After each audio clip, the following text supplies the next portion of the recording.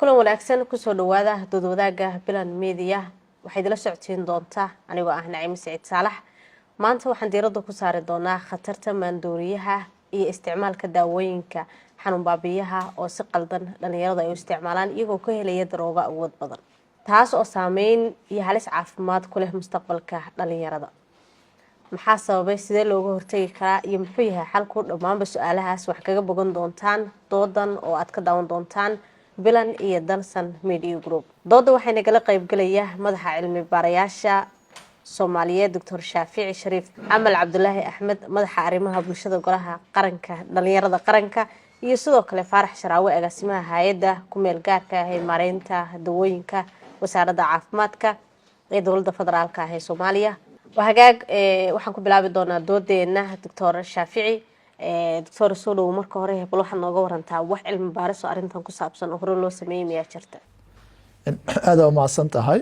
adiga iyo Bilan Media iyo Dalsan Group waa salaama saaxiibada barnaamijka nagala soo qayb galno sidoo kale waa salaama iyo gabdhaha camera ladies intaas kadib waxaan sidoo kale u mahad celinaa agaasimaha iyo walaashay barnaamijka qayb nagala ah. dabcan research kala duwan waa laga sameeyay guud ahaan Soomaaliya waxyaabo la xiriira drugska iyo dhalinyarada si gaar ah anaga mid aan uga sameynay jirto waxyaabahan dhalinyarada ee cirbadaha isku diraan oo kale oo tramadolka iyo maxaa lahaa waxyaabahan bilbiliga iyo waxyaabaha isticmaalaan iyo si gaar ah waliba markay isticmaalaan kadib halista ay la kulmi karaan oo ay naftooda ay u geysan karaan sida markuu qofka isku diro kale drugs inuu halis ugu jiro inuu ku dhaco xanuunka HIV/AIDS oo kale iyo sidoo kale dhalinyarada qaarkood oo ayagana aan ka sameynay ciyaal weerarada oo kale markay drugska isticmaalaan oo ayagana dhibaato bulshada u geystaan. marka inahaas aan ka qornay maxay tahay halista caafimaad ee ka dhalan karta haddii dhalinyaradu ay joogteeyaan isticmaalka daawooyinkaas? nabta aad u mahadsan tahay walaashay horta marka laga hadlayo inkastoo dhinacan caafimaad ahaan si oo dhaqaatiirta arinteeda ay la xirtaan markaan ka fiirinayna researchkeena waxaan fiirinayna bal dhalinyarada markay cirbadaha ay isku duraan marka hore qofkan waxaa laga yaabaa ma haysto miirkiisa ma joogo, waxay aad ugu nugul yihiin dhalinyarada inuu ku dhaco HIV-ga. maxaa yeele qofkan number one waxaan bal fiirinaynay haddii dhalinyaradan xanuunkan maxaa lahaa cirbadaha isku duro ay aqoon u leeyihiin qaabka uu ku faafo xanuunka HIV-ga, goormee daawadan qabatimeen, maalinta meeqa jeer ay isku duraan, siday u wadaagaan. soo marka qaarkood marka xanuuno badanna way ka qaadaan oo xanuunka HIV-ga ugu horeeyo mana yaqaaniin qaabka looga hortago. qaarkood waxaa laga yaabaa ama u badan tahay inay isticmaalaan in qofkan drugska jirkiisa hayo marka kama fikiraayo saaxiibkiis markuu cirbada la qaato maxaa dhibaato uga imaan karo. marka wuxuu leeyahay mar walba xalaaradaas ay hayso cudur kasta aan qaado at least dhibaatadeeda oo xagga oo maxnaha drugskaas inaan daboolaa u baahanahay. marka mana yaqaana xanuunkii qaabka looga hortago, drugskaas wuu isticmaalaa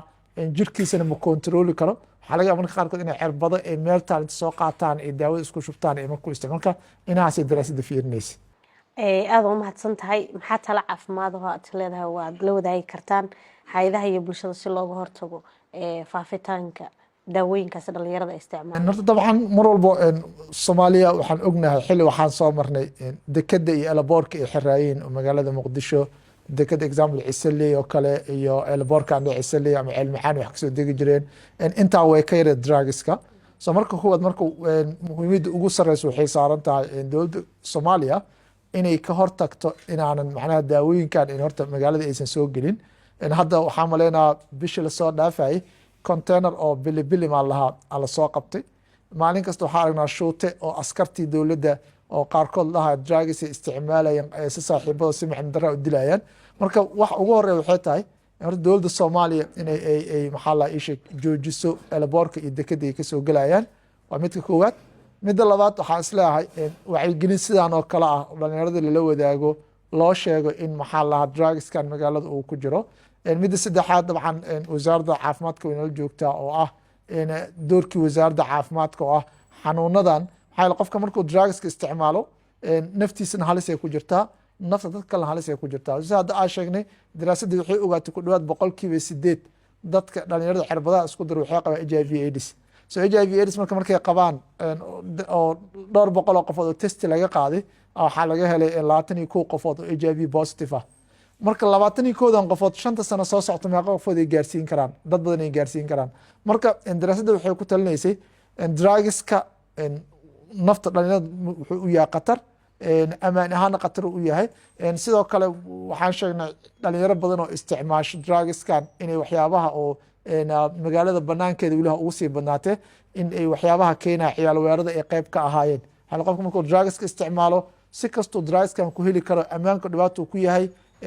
saaxiibadiis oo dhibaatayna asagna is dhawa. marka inahaasoo dhan aan ka fiirnay daraasadda markii aan sameynayni.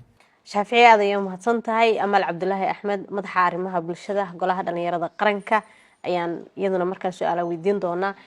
Amal, sideeba u aragtaa cadaadiska bulshada ka imaanaya ma ku riixi kara dhalinyaradan inay joogteeyaan isticmaalka maandooriyaashaas? aada u mahadsantahay. waa salaamaya Bilan Media iyo Dalsan Group, sidoo kale martida barnaamijka igala qayb qaadanaysana waa salaamaya. intaas kadib su-aasha i weydiisay haddii ayaan u gudagalo, dhalinyarada waxaa ku riixi kara in maandooriyaha joogteeyaan. waxaa ka mid ah fursadaha shaqada oo yar ama shaqo la-aanba iska dheh. shaqo la-aanta dhalinyarada hayso ayagoo yacni jaamacad dhameeyey, iskuulo dhameeyey, shahaado qaatay, waxaa laga yaabaa inaysan shaqo helin. marka sida u fikirayaan ee u stressaan, waxaa laga yaabaa maandooriyas yacni dadaaba waxay u isticmaalaan cirbadahaas iyo xanuun baabi'iyaashaas inay maskaxda ku degsadaan, sida ay ayaga hadalka u dhigeen. yacni aysan ogeyn caqabadaha ay u geysan karta ama yacni caafimaad ahaan waxay u dhimi karto. marka shaqo la-aanta number 1 u ah. fursadaha waxbarashada oo yacni markaas dhalinyarada aan waxbaranin oo kale oo aan waxba ka ogeyn dhibaatada maandooriyahoo kale inay isticmaalaan ayagana. marka badanaa laakiin waxaa loo sababeeya shaqo la-aanta. wacyigelintoo aad u yar yacni dhalinyarada wacyigooda aan sare u qaadneen, iyo sidoo kale waxaan inay xanuun baabi'i yihiin, in maandooriye ay yihiin aysan kala fahansaneen, qaarkood isticmaalo saaxiibada xun oo kale. yacni haddii qof uu isticmaalo daawooyinka xanuun baabi'iyaasha oo marka dambena haddii si qaldan loo isticmaalo maandooriya isku bedela, qofka saaxiibka la ah hadduu isticmaalo, saaxiibka kalena waxaa laga yaabaa, soomaalida waxay dhahdaa saaxiibkaaga kuma cadday kumana madoobeeye, laakiin sida uu yahay uu kaa dhigo, inuu soo jiito oo saaxiibkiisa markaas uu barto daawooyinkaas maandooriyaha ah. marka inahaas iyo ina kaloo badana sababi kara dhalinyarada in ay zaa'id u isticmaalaan, ay joogteeyaan. wacyigelinta dhalinyarada ee dhanka bulshada iyo ururada ee dhalinyarada oo hooseysa ma sababi kartaa in dhalinyarada ay u bataan isticmaalka maandooriyaha? haa, way sababi kartaa. sababtoo ah wacyiga haddii uu hooseeyo ama wacyigelin badan aysan jirin, dhalinyarada wax badan faham badan markaas ma ka haystaan. marka waxaa laga yaabaa inay zaa'id u isticmaalaan. waxaana loo baahan yahay in yacni wacyiga bulshada sare loo qaado, in meel la isugu keeno. mararka qaarkood maadaama ay dhalinyaro yihiin, shaqo la-aan baahsanna ay hayso, in yacni madadaalo, ciyaaro iyo waxaas loo sameeyo, in xirfadahooda sare loo qaado. wax kastoo markaas ay isaga dhaafi karaan in la sameeyo. mararka qaar wacyigelinta keliya ma ahan in dhalinyarada meel la isugu keena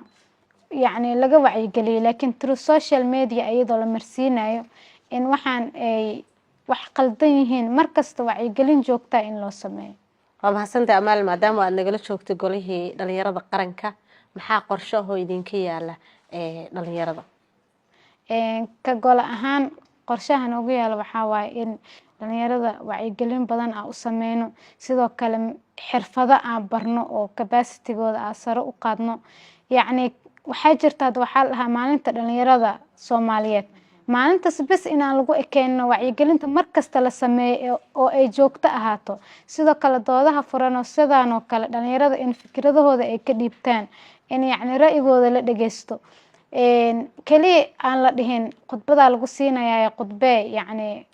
hal maalin bes aan lagu soo koobay maalintooda. maalin kasta idinka iska leh. dalkan waxaa ka tihiin 75% ama 80%. marka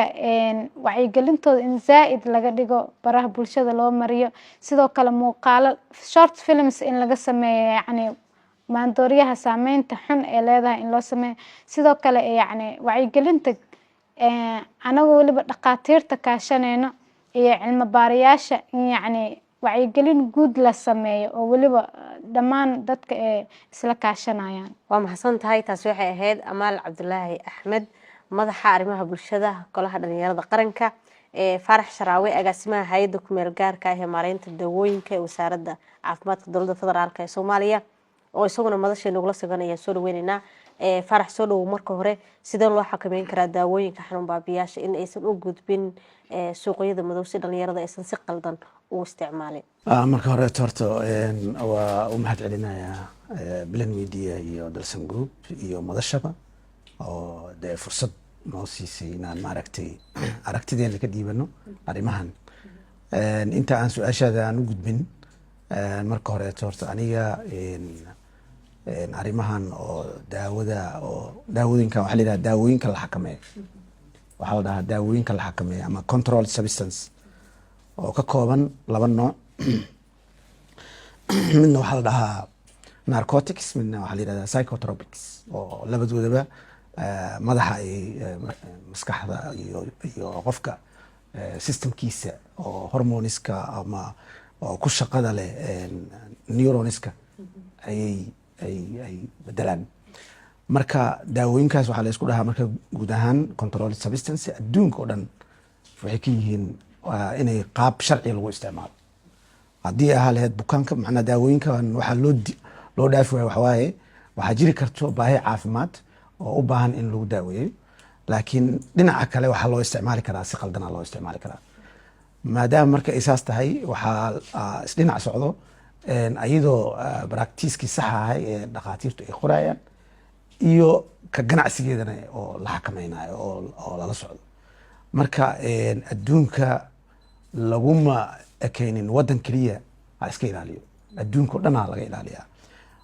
waxaan aad aan ula wadaagayaa waxaa jiro waxa la yiraahdo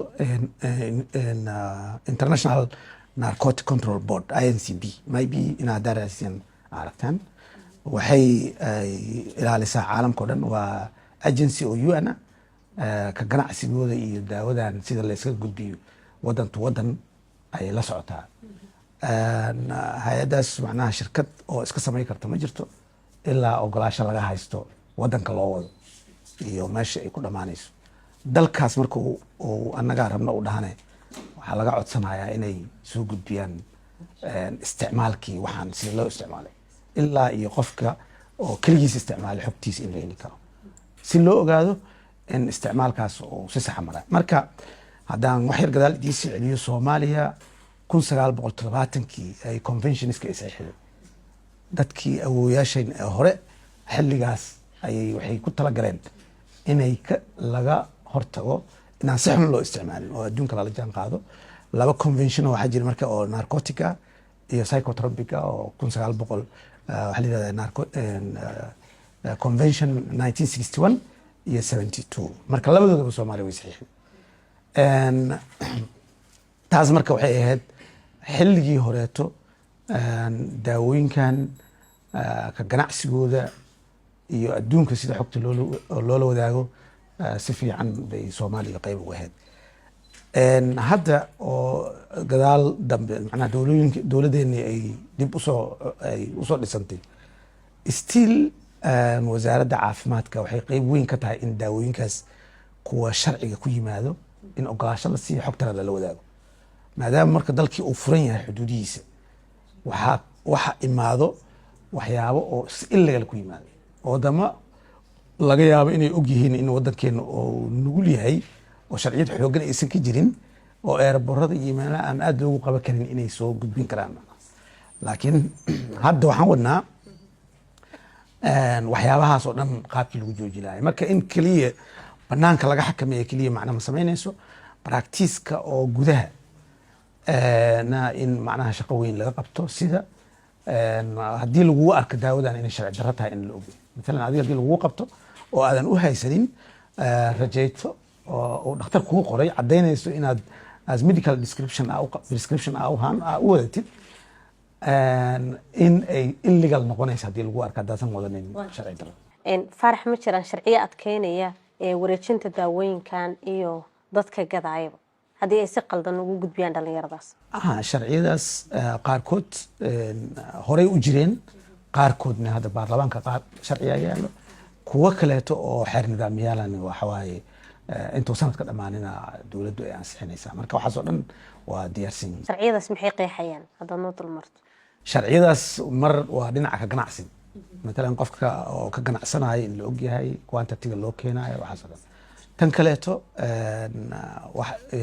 dhaqaatiirta oo kaleeto, adduunka daawooyinkan dhakhtar kasta iskama qoro, waa inuu jiro dhakhtar oo specialized oo isbitaal kasta joogo oo la ogyahay macnaha inuu qori karo. farmashiga ay ku baxayso markay ka baxayso oo xisaab ay ku baxayso, dowladda hay-adaha amniga intaba ay tigi karaan aaw intii lagu ogolaado qoontada intaasay ahayd. farmashiyaasha qaar inaysan gedi karin in la gaarsiiyo macnaha u socnaa, oo dee farmashigaas haddii lagu helo inay dembi tahay. farmashigii asraajid oo u ah oo loo ogolaadanay sababta loogu ogolaaday iyo markaas dowladda ayaa markaa go-aaminayso. wasaaradda caafimaadka dowladda federaalka ah ee Soomaaliya maxaa iyada uga qorshaysan si loo yareeyo daawooyinkan ama xad loogu yeelo dhibaatada ay u geysanayaan dhalinyarada? waa mahadsan tahay. horta mar dee macnaha pressureka oo gudaha ka jiro oo dee oo bulsho ahaan oo na haysto ay shaqo la-aanta ka mid tahay, oo siday amal sheegtaba waxyaabahaas waxay qofka ku qasbayaan, iyo amni darada iyo waxyaabahaas dhan waxay ku qasbayaan in oo dawadii oo la isticmaalo oo qofkii uu raadiyo inuu waxa isticmaalo. waxaa intaasii dheer dadka oo dawooyinkan gada qaarkood inaysan cilmi lahayn. waxaa jiraan hooyooyin badan oo madax xanuun inta weydiisa daawooyinkaas loo qoray, laga yaabo inay hooyadan ka jiri karto oo farmashi hooyada aadi karto, dhammaanteen hooyooyinkayna aadi karaan, ma akhri karaan, daawadiyaa lasoo siiyey, waxaa laga yaabaa inay sidaas addicted ku noqoto. marka waxa aan u leenahay waxa waaye daawooyinkan inay u baahan yihiin inuu dhakhtar qoro, farmashiyaha lagu gadaayane uu yahay farmashi oo dhakhtar ku xiran oo markaas lagula xisaabtamo. haddii marka aan taas la helin culayska mar walba uu sii jiraya macnaha dhalinyarada ama dadka kaleeto oo aan markaas aqoonta u lahayn oo iska isticmaali karo way sii badanayaan. marka arrimahaasaan wahagaag faarax aad ayaa mahadsan tahay. sidoo kale waxaa madasha nagula sugan Aweys Cali Baafow ah, wiil dhalinyaro ah oo hore u isticmaalayay ama qabatimay maandooriyaha noocyadiisa kala duwan balse haatan iska dhaafay. Aweys waxaan siin doonaa su-aasha commentigiisa ku aadan sida uu iskaga dhaafay daawooyinkaas ugu suurta gashay inuu iska dhaafo iyo talada uu siinaya dhalinyarada Soomaaliyeed ee weli ku jira isticmaalka maandooriyaha. Aweys soo dhow. Assalaamu calaykum waraxmatullaahi wabarakaatu. soo dhawaada idin leeyahay, waa Aweys Cali Baafow. sidaa ujeediin soo dhawaada idin leeyahay meel walba adinka joogtaan. maanta meeshaan waxaa u imaaday nolosheeda hore inaa liiga wareysto, anigana inaan ka jawaabo diyaaraa u ahay. Aweys waxaa nooga warantaa bal siday kugu suurta gashay in maandooriyaashaas aad iska joojiso? horta maanta haddaa runta aan kuu sheego, shalay balwadaha aan isticmaalayay balwad oo waxay ahayd aniga ii daran, nolosheedana u daran, alxamdulilah alshukurlah. maanta balse nolosha aan ku taaganahay aad iyo aad aniga waa ku faraxsanaa, shicibkan waa igu faraxsan yihiin walaalaha, anigana waa ku faraxsanaa alxamdulilah. maxaa ka mid ahaa maandooriyaasha isticmaalaysay? ma ku jireen daawooyinka qaarkood xanuun baabiyaasha? horta maandoorida aniga aan isticmaalayay badi waxaan aniga aan isticmaalayay waxa waaye koolada, waxa ii darnaan koolada ahayd iyo xashiishka. alxamdulilah alshukurlah, xashiishii koolaa isticmaali jiray. balwada igu daran oo maanta aniga aan isticmaalan iiday ahayd. maantana alxamdulilah alshukurlah nolosha maanta aan ku jiro aniga waa ku faraxsanahay. teeda kalena anigaaba ilaahay ka toogo baashaas inaa liiga xiro. waalidkayga way kar waaye, walaalahayga way qaw waayeen, balse al-ultimo anaa danteeda ogaada, anaa ilaahay ka tooga inaa liiga xiro. ilaahayna toogmadan ilaahay aan tooga aqbal oo iga dhaha alxamdulilah alshukurlah. 6 bilood oo asluub ah soo qaatay, maantana saanaa ku ah alxamdulilah. Aweys sidee kugu suurta gashay inaad iska dhaaftid? horta maanta inaan iska dhaafo oo baashaas aan iska dhaafo aan balaan aan ka maro, maanta haddaa runta aan kuu sheegay aniga cid bini aadan oo ii imaaday oo ii dhahday malni oo Aweys oo baashaan aan caweysaay waxaan iska dhaaf, cid ii dhahday male. alxamdulilah habeenaha ka mid ah anigoo fadhiya laamiga siidka abaashii sidaa wacabaa cid bini aadan oo maanta ii imaaday oo ii dhahday Aweys oo isfiiri male. aniga jismigeyga fiiriyey, saas markaa isku fiiriyey, aan saas isku fiiriyey shicibka intoona ila yaaban anaaba isla yaabo kadibna anaa ilaahay tooga ilaahay waxaa ka tooga inaa lii xiro tuugmadan ilaahay toogana aqbalo ay dhaca alxamdulillah. muddada isticmaalaysa waxyaabihii kugu dhibka badnaa oo kala kulantay oo aad xasuusata maxaa kamid ahaa? waxaa igu dhib badneed aniga aan la kulmay dhib badan aan la kulmay lambar 4 anagoo joogo oo baashi iska cabaayo alxamdulillah wallahi dhibka igu soo gaaray alxamdulillah horta maanta aniga kuma dhahayo wadnaha tuurey liga geliya caloosha tuurey liga geliya laakiin dhaawac maanta aniga isoo gaaray ruux bini'aadan asigoon loo sheegin wejigayga ka muuqataa alxamdulillah hadan maantana saana ka ahaybo. Aweys dhalinyarada saaxiibada ahaa wali bahashi ku jiro wali isticmaalay iyaga maxaa fariin u reebi lahayd? والله كل أنا ورت رن أنكو شيء بينكو مشيء ما أنت تلنا سايق صاحبة ولي ما دوري استعمالها أنا إلهي أبريا إنه إلهي باشاس أو كجوجي أدونك أنا يسوع أزيد إلهي يسوع أزيد جي أدون لمت أيضا إنه إلهي يسوع أزيد جي إنه ليش أسكبحان مرة البيلا أو توجا لكن أنا ما أنت أنا أتجو نيا ولا لو مياها وحن وعوسة إسكراف مديكرت وحو كلية هذا وشل أنا يلعبها مع إيوانيا مع كوان سامركا. أويس هذا هو وهجاك تاوديال ولي waxaan ku guda jirnaa doodii gaabneed ee ku saabsaneyd khatarta maandooriyaha iyo isticmaalka daawooyinka xanuunbaabiyaasha oo dhalinyarada qaarkood ay ka helaan darooga awood badan. markana waxaan siin doonaa kasoo qaybgalayaasha haddii wax su'aalaha ay jiraan oo ay u qabaan martida barnaamijka inay weydiiyaan. waxa xusid mudan in barnaamijka ay qayb nagala yihiin martina inoogu yihiin oo ay nagala qaybgalayaan Dr. Shaafici Shariif Maxamed madaxa cilmi baarayaasha Soomaaliyeed, Amaal Cabdullaahi Axmed madaxa arrimaha bulshada golaha dhalinyarada qaranka iyo Faarax Sharaawe agaasimaha hay'adda ku-meelgaarka ee maareynta dawooyinka wasaaradda caafimaadka. qof kastoo su'aal qaba waxaan ka codsanaynaa inuu qofku su'aasha uu qabo iyo magaciisa uu ku bilaabo. السلام عليكم ورحمة الله. سعاد عريفة ليدها كما سيهن تيم كابيلان إيه مدرسة برنامج كاسمينيسا موضوع هرت سيدس ومهم دولي هاي ومركيت ما هذا وحيابها بالشدة خلق كوهاي ملكا وجود اللي يرادن دجان هاي يعني أنا كورمي كرا نلاش كجرت ماشى إيو نوع بهاي هذا اللي يرضى يقبان إيه فايلنسك يعني كدعة عيال ويردوا وماله وجوهري كسو أسكو متى كسو بلابمن وأنا ميلا هذا أي أنت وجو بدن يعني جوجان سو درام كرتارات عيال ويردوا ربي وحواي إن أي أبورين دليل بدن أو سكولات كي كبحي أو سكولات كي ترابط تمي عرور بدن ويعني أن هيلين يعني بربارين تيوبه هنايين هتين نقول هيد سكول هتين نقول هيد كابيال كله وأنا فاهمي كرنا situation كدلك كجري وحواي يعني مجران كابيال كله وقف كسينا يا مدى ذلك كلا ما حرف ذاك كلا أما وحيابا كله نلاش كل استسو وحن سؤال كفكرية وحن حكمين تودا يا قاضني مسؤوليته هذه اللي يرتد دولة ده قاضنيس أوكي دولة مجاهن ويقاضني سوارون أيضا primary responsible كأو يعني قف والبو دل كان جوجا سي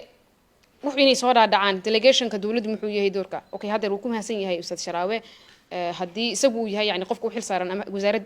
حفيز كسوية هي حكمين توحن سو حدريمينا استيل وحي ويدعيان ميبين شرعيا هذا الشيء قس أما كونفشنت كان سومالي أي صحيح ذي أي وقد هان سي قروح بدن articulated أو قرينهن سي implementation كود وبهاي يعني إن لا بوليس كود دور قاتو إن سكولات كي دور قاتان إن قالها هذا اللي يرضى يدور قاتان هذا قالها هذا اللي يرضى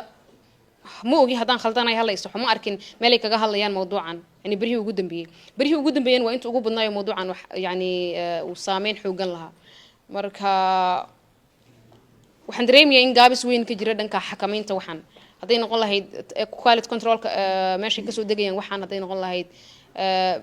فايلنسيس كذا عيا حافظها إن بوليس كي أي دور كود وموضوع أي سميان الفلقليت سحب بالشدة وما سنتين. أوكي بسم الله مقعي سلام عثمان واي إن وحارة إن كارلو وحالة لها وحاجرته حرمو يعني لقن علينو كله حرمهاas waxa ka dhaco anaga dhamaanteen waa wada ognaa macnaha dadka markii yani waalidiinta ay soo qabtaan balwad ahaan lagu xareeyo jirdila loo geystaa waxyaal marar dadka qaar sida meesha loogu haxtaa marar qaar waxa la dhahaa balwad waa loo qariyaa si u sii joogan waxa jiro maxaa la dhahaa had waalidiin qaar oo waxa jiraan caruurtooda saas oo kala noqdeen haddana aanan awoodin in yani dad gaar ah furta meesha lacagaana lagu bixiyaa bishi sida la ogyahay marka waxaa rabay yani wasaaradda ma sameyn kartaa xarumo yani si waalidiinta ama oo hooyooyinka aanan awoodin in bisha lacag ay ku bixiyaan way jecel yihiin hooyo jecel ma jirto cunugeedu in wadada uu seexdo yacni waxa ku kalifayana inay meesha uga aamusto waa la dareemi karaa marka qorshe noocaas ee idin degan yahay maadaama xarumo gaar ay jiraan xarumo dowladda ay leedahay oo dadkaas yacni lagu xareyn karo oo si bilaash aana loogu xareyn karo السلام عليكم ورحمة الله وبركاته مقعي وعبداب أو عبداب كسعودة جامعة أمد الصوماليات برتنا سوشيال ساينس ديبارتمنت أو سوشيولوجي سوشيال واقع waxaan wataa 3 su'aalood saddex su'aalood maxay tahay yani in la wacyi geliyo kaliya wax ma soo kordhinayso ma fiicnaan lahayn miya inaanu istaagno la dagaalanka muqaadaraadka iyo dadka fududeeya su'aasha koowaad taas ah ustaadka waaxda caafimaadka agaasimaha ka socda ayaa su'aasha labaad ku socotaa ma fiicnaan lahayn miya in lagala xisaabtamo waxa keena daawooyinka qaldan la isticmaalo ama laga mamnuuco farmashiyaha in yani waxyaabaha loo isticmaalo oo xanuun baabiyaasha loogu talagalay in mukhadaraad qaab dhanac darooga ay ka noqonayso way fiicnaan lahayd waxaa loogu talagalay in ay ku ekaato isbitaalada haddii laga maarmaan ay noqoto farmashiyaha la keenayno way fiicnaan lahayd in farmashiyahan ay ku bixiyaan si warqad soo qortay dhakhaatiirta ay soo qoreen ay ku bixiyaan ama farmashiya qaar in laga mamnuuco ay ku ekaato isbitaalada oo kaliya inay ku ekaato ay fiicnaan lahayd su-aashaasna agaasimaday ku socotaa su-aasha saddexaad waxay tahay aniga waxaan deganahay degmada Axmarweyne haddii ay dadka aqoon u leeyihiin waa meesha badanaa ay dadka muqaadaraadka isticmaala ay ku badan yihiin haddii la fiiriyo waxa ay zaid ugu isticmaalaan wadada ay laga burburiyay hadda bacaadlaha ay ku dhisnaa ayay dadka badanaa ay fadhiistaan dadka muqaadaraadka isticmaala meesha ay isku yimaadaan waxa ugu daran badanaa la kulmo waa wadooyinka badanaa ay amar waay gabdhaha lashan ma mari karaan sababtoo ah meesha xashiishka iyo waxyaabo faraha badan lagu isticmaalaa daawooyinka qaldan lagu isticmaalaa fadhigooda iyo booskooda meesha ay noqotay waxa ugu daran aan la kulmano waxay tahay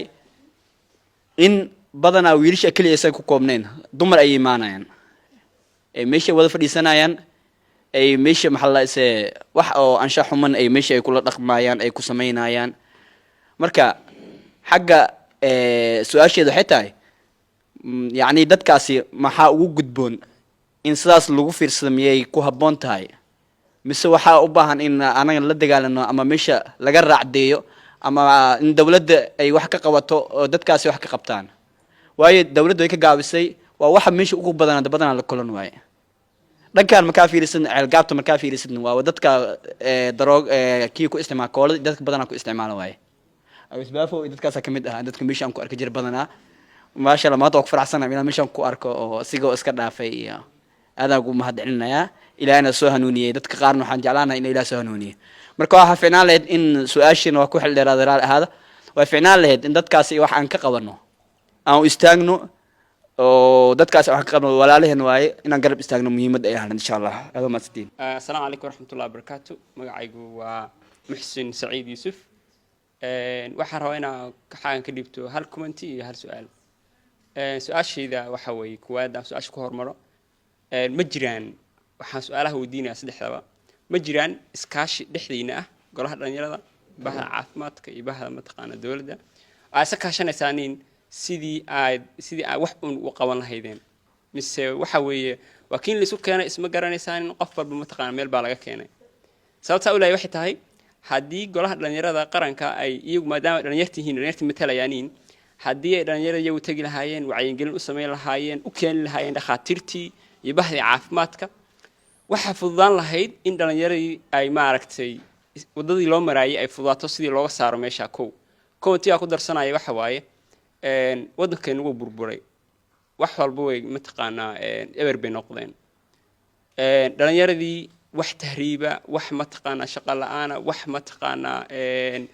hadda toobiga loo imaaday dhinaca ku biiray dawladdeena kuma mashquulsan dadkan sidii loo dhisi lahaa maadaama dawladdu inala joogto ininkii baa nii magacaabay ama ininkii baa haysta meelihii ku habboonay dadka in wax lagu qabtee maxaa u qabateen oo uma taqaana oo hadda leedihiin waxaasaa u qabanay oo aad dhihi kartaan in maanta bal 5 arday ama 5 wiil oo Soomaaliyeed ama 10 wiil oo Soomaaliyeed waxa isticmaalaya baanu wax u tarna oo meesha ka saarnay labadaas commentigaas iyo ashta dhibtay waa maasantiin bismillaah awalan salaamu calaykum waraxmatullaahi wabarakaatu ugu horeyn waxaa waay magacayga Bishaare Maxamed Mursal waxaana ardayd daraasaysta cilmiga social work kan socod jaamacad ummadda Soomaaliyeed waxaan rabaa inaan weydiiyo agaasimaha wasaaradda ma jirtaa qorsho oo ku aadan qorsho guud oo totally lagu joojinayo maandooriyaha iyo wixii ku saabsan maandoori oo dalka soo galo haddii ay jirtaan qorshahaas sida ognahay ummadeena Soomaaliyeed waxaa jirto dad ka ganacsada ama hooyooyin ka ganacsado muqaadaraadka qaybihiisa kala duwan oo noloshooda ka macaasho haddii ay jiraan qorshooyin lagu joojinayo ama total lagu afjarayo maandooriyaha sidee dadkaas iyo dadkiina inay dhibaato u tahay waa u jeednaa oo problem dhalinyaradii iyo inay waxbarasho heer gaaraan iyo ama bulshadii dhaqankeedii iyo isku dawridkeedii dhan ee hor istaag ku tahay oo dhalinyarada aysan hor socod lahayn waa u jeednaa dhibaatadaas iyo dadkii ka macaashay oo noloshoodii ka raadinay maandooriyahaas ganacsigiis sidee la isku waafajin karaa bismillaahi raxmaani raxiim magacayga waxaa waaye Saare Axmed Xasan waxaan rabaa inaan ku darsado comment su'aal ma qaba ani commentigeyga wuxuu yahay dadka inta badan dawladda waxay u qabaan su'aalo badan iyo waxyaabo laakiin horta dawladdeena ma dareensano in qofka bini'aadinka ee nafsadiisa ay mas'uul ka tahay qof walba Soomaali ee nafsadiisa inay mas'uul ka tahay ma aaminsano marka intaas laga soo gaarayo waxaan rabaa inaan la hadlo waalidiinta iyo familada iyo waxaan rabaa inaan la hadlo iskuulada familada waxaa waaye dadka markuu qof kamida guriga uu bilaabo daroogo oo la ogaado dadkoo dhan way takooraan waxaa meelaha hadda la sheegayo oo kamid meelaha dhaqan celinta oo dadka aysan ka soo helin wax wanaag ah qofkii arkaa yaqaano qof la geeyay yaa la geeyaa inta badan laakiin in saasi ka duwan loola dhaqmo qofka dhakhtar loo geeyo waxaa jiro dhaqaatiir ka shaqeyso in qofka uu daroogada iska daaya kala shaqeyn kartaa jirto in dadkaas oo kale dhaqaatiirtaas oo kale loo raadiyo inay u raadiyaan qof psychiatric oo la hadlo qofkan ama psychologist oo la hadlo dhageysto inay u raadiyaan in macnaha qofkooda ay ka caawiyaan in uu iska dhaafo waxaan laakiin aysan ku culaadinin oo qofka lagu takoorin oo dhibaato looga dhigin taas midda koowaad waaye midda labaad waxaa waaye iskuuladeena waxay u baahan yihiin in ardayda ay kala hadlaan mowduucyo badan oo noloshooda qusayso in lagala hadlaa loo baahan yahay ardayga in loo keeno macallin oo maalin walba xiisad loo dhiga maahan mararka qaar waxaa loo baahan yahay in mowduucyo kale oo nolosha ah lagala hadlo tanna muhiimay u tahay iskuulada waxay qaataan lacaga fiican ay ka qaataan soo waxay sameyn karaan qof bay wax yar ay siin karaan oo waxay xataa iyadoo waxba la siininba waxay u heli karaan in ardayda loola hadlo si guud in loola hadlo laga wacyigeliyo mowduucyo nolosha la xiriiro lagala hadlo daroogada si toos ah loogala hadlo loo keeno xataa dadkii iska daayay iskaga daayeen loo keeno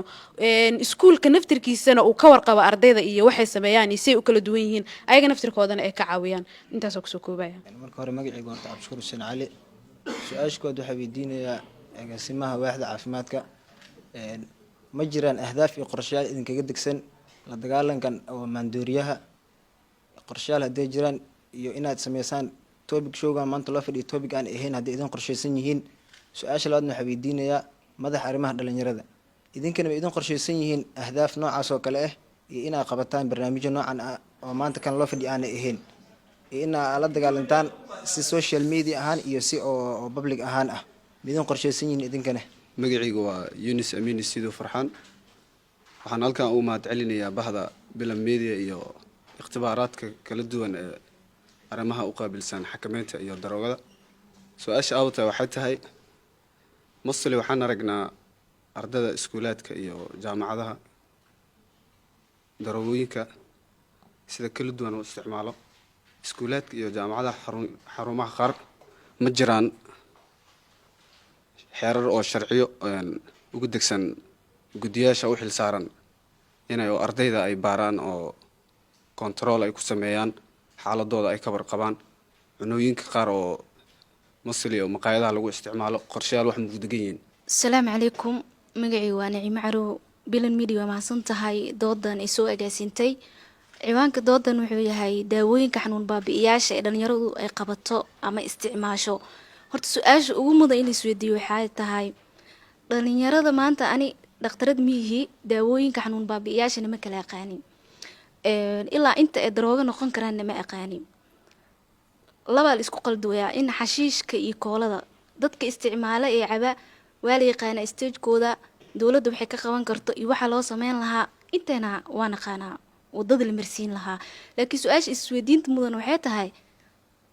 mana rabo inaa dhakhaatiirta yacni ku gafo laakiin dhakhaatiirta qaar iyaga waxayna bareen ama dadka qaar ay bareen daawooyinka xanuun baabiyaasha stageka ay ku gaari karaan daroogada marka wacyigelinta iyo in su-aalaha la isweydiiyo waa inay kasoo bilaabataa dhakhaatiirta wasaaradana ay kula xisaabtantaa xitaa laga yaabay qaarkood inay iyaga isticmaalaanba markuu stresska uu ka bato marka xaaladaha qaar ay galaan maadaama ay yaqaanaan ama isagoonan ka ahayn qofkii inuu dadka kale u gudbiyo laakiin waxaa laga yaabaa inuu iskaga sheego qof isagaba stress haya markii loo sheego wadadii sidii ku qaadaa marka waxyaabahaas oo soo badanayo waxay ka imaaday dad yaqaanay ka imaaday ee kama imaanin dadaan aqoonin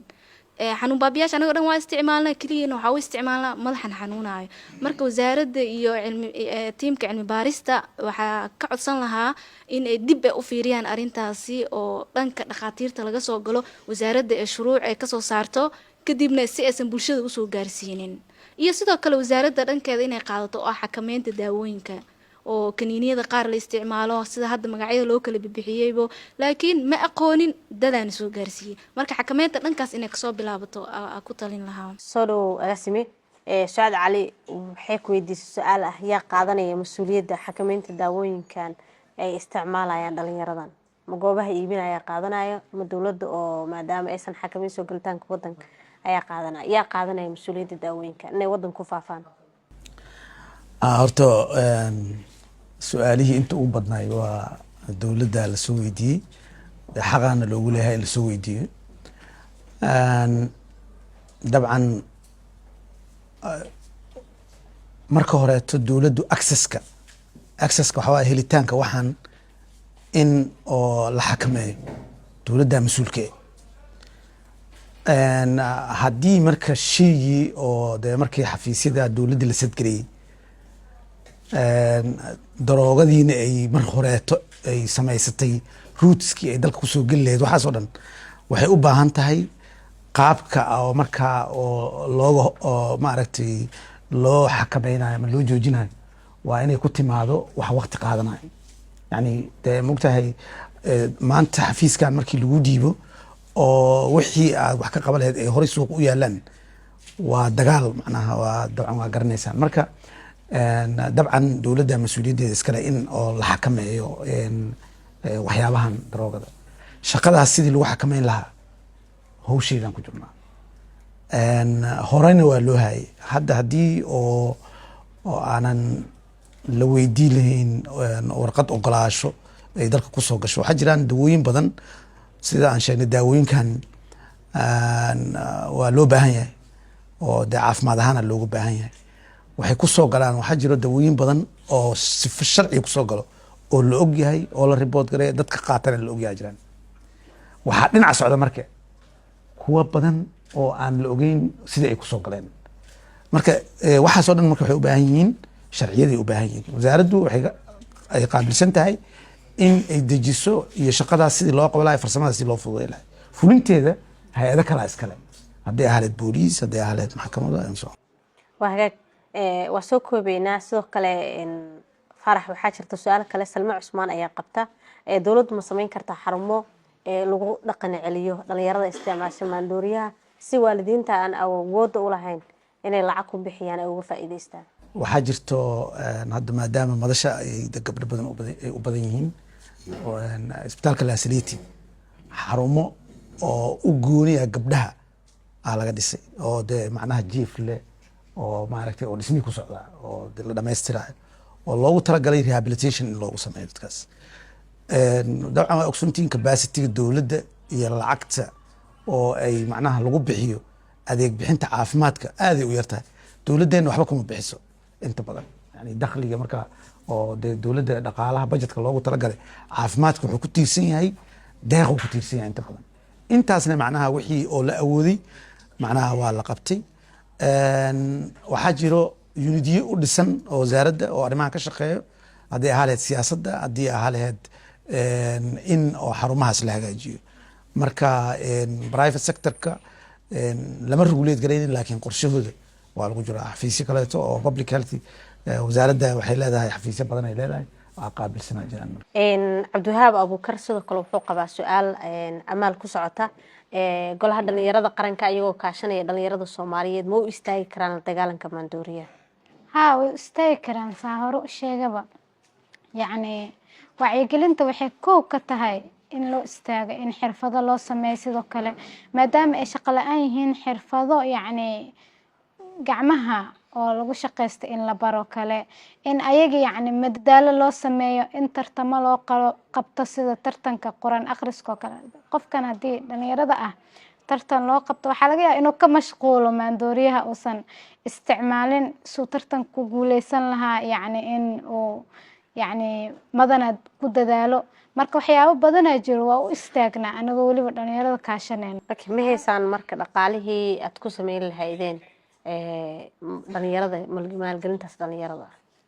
والله dhaqaale ma jirto laakiin si volunteer maadaama anaga dhalinyarada u nimid dhalinyaradan ka nimid waxaan mar walba jecelnahay waxyaabaha nooga aadan arrimaha dhalinyarada inaan qabano anagoo weliba yacni muhiimadda ma aha inaad dhaqaale haysato hadaa wacyigelin samaysid tartamada u qabat anaga shakhsiyadeena dhaqaale iska aruurin karno inta ku jirto golaha kadibna yacni loogu sameynayo dhalinyarada wacyigelintaas iyo xirfadahaas ayaga lagu dhisaayo yacni capacitygooda iyo waxyaabahaas oo dhan laakiin dhaqaale gooniya oo dhalinyarada waxaas loogu sameynayo ma jiraan. waa gartay faarax sidoo kale waxaa jirta su-aal dhahaysa ma lagu eekeyn karaa daawooyinkan xanuun baabiyaasha cisbitaalada oo kaliya si dhalinyaradu aysan u helin fursad ay uga qaataan goobaha farmasiyada? aada ay u saxan tahay waa lagu ekeyn karaa dabcan sida aan hadaydo sheegay aan hore u sheegaba waxaan u soconaa in la og yahay dhakhtarka oo rajeetada u haysto inuu qori karo daawooyinka. wax yar waxaan rabay inaan horta ciwaanka ku laabto qofna wuu jiray inuu maaragtay comment gareeyay daawooyinka xanuun baabiyaha iyaga dhan daroogama noqdaan. daawooyinka xanuun baabiyaha dhan dhammaantood daroogama noqdaan. daawooyinkan waxaa la yidhahdaa daawooyinka la xakameeyo markooda horena ama loo isticmaalo xanuun baabiye ama loo isticmaalo waxyaabahan oo la xiriiro issuega dadka oo mentally problemka qabo loo adeegsado. marka waxaa la yidhahdaa daawooyinka la xakameynaya. marka daawooyinkaas meesha lagu iibinayo waa la xadidi karaa macnaa waana qorshaha wuxuu yahay in la xadido oo aanan farmashi kasta laga heli karin sharci darre noqoto. waa mahadsan tahay. shariif soo dhawow sidee dhalinyaradaas maandooriyaha qabatintay looga badbaadin karaa maandooriyaha si dibna loogu soo celin karaa? aada u mahadsanta dabcan horta waxa ugu muhiimsan horta qof walbo mas-uuliyada saaran hadayna gabadha ka dhawaajiso ah waalidiinteena iyo goobihii waxbarashada iyo in laga soo bilaabo dowladdana mas-uuliyada saaran laakiin waxaan isleeyahay qof walbo hadda wadan dambe waxaa arkay dadka ka shaqeysta dameerada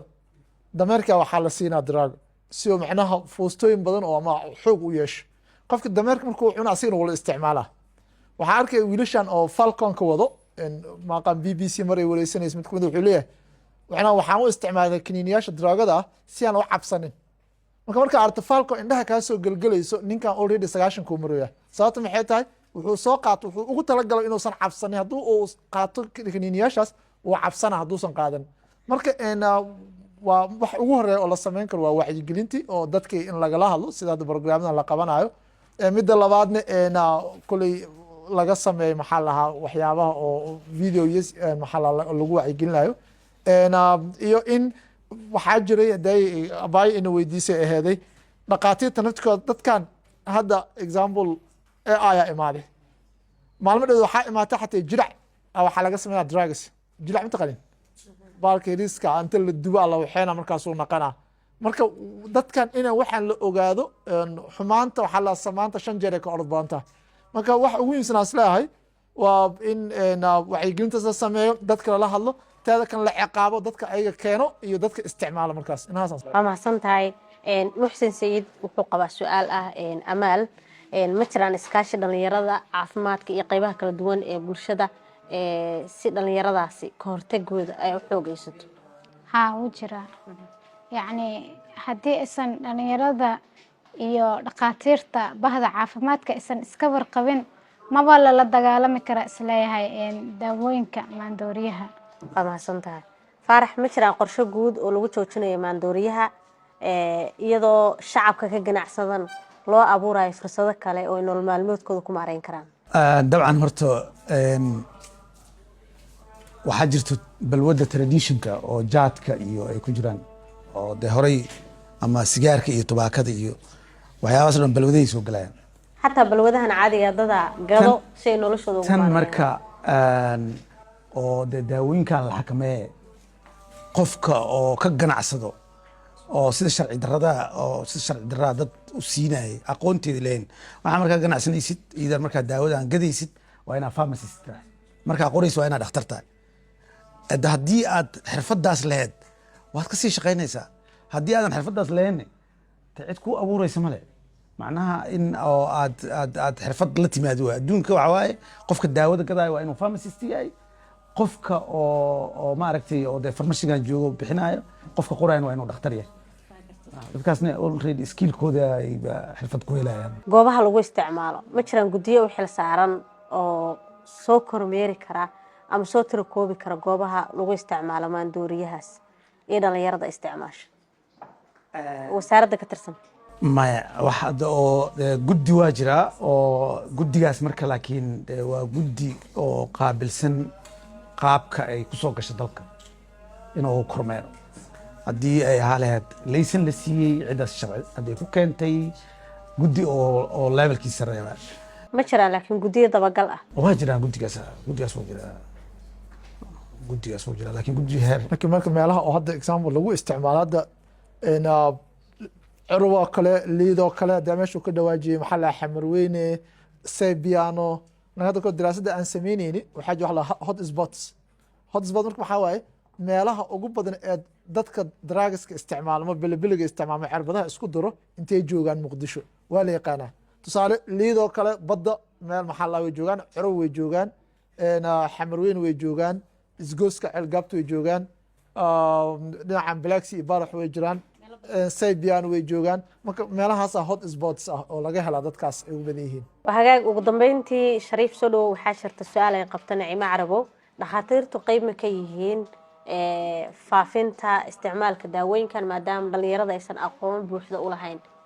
isticmaalka daawooyinkaas iyo heerka ay gaarsiin karto? horta dhakhtarka waa runta horta min haddii loo fiisho yaa dadkan yaa u sheegay wiilka oo falconta wado iyo midka dameerka wado iyo kan krishbooga ah yaa u sheegay daawadan marka heerkaas la gaarsiiyo inay macnaha drugs naqan karto. marka horta aqoonteeda adduunka waxay noqotay globalization oo wixii macnaha maanta waxaa laga yaaba mid Mareykanka ka imaaday oo diaspora ah inuu warkan uu keeno kii diasporada uu sheekada sii faafiyey. dhakhaatiirta naftirkooda ardaydii jaamacadaha inay u sheegeen. marka sidee xogtan ma dhakhaatiirta dadkii marka waa su'aal oo valid laakiin waxaan isleeyahay dhakhtarka waxaa loo soo tababaraa dadka inuu badbaadiyo, waxaa loo soo tababaraa inuu u sheego. marka laakiin xumaanta qaab lagu ogaado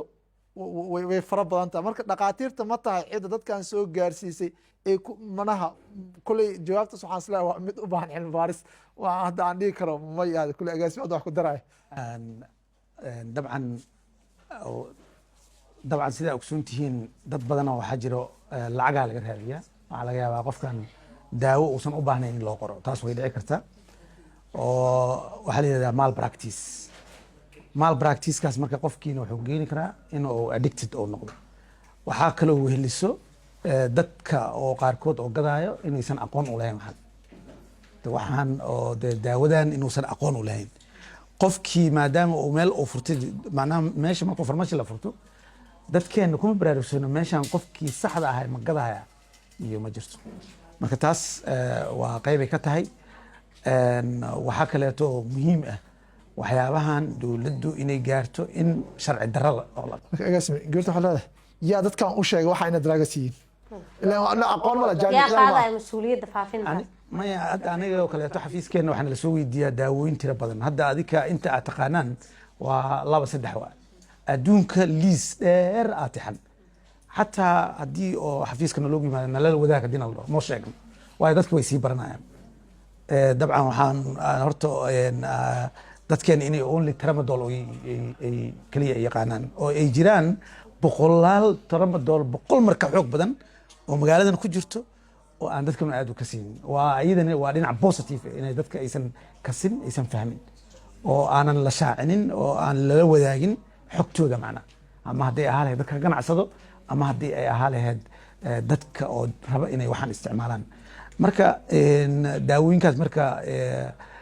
waxaa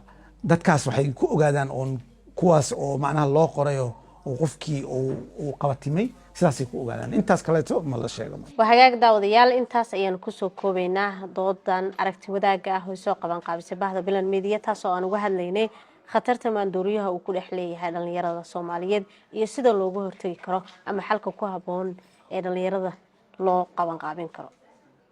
anigoo Naciim Saciid Saalax ayaa idila socodsiinaysay inta dooda mid la mid ku kulmi doono waxaan idinkaga tagaynaa nabadgelyo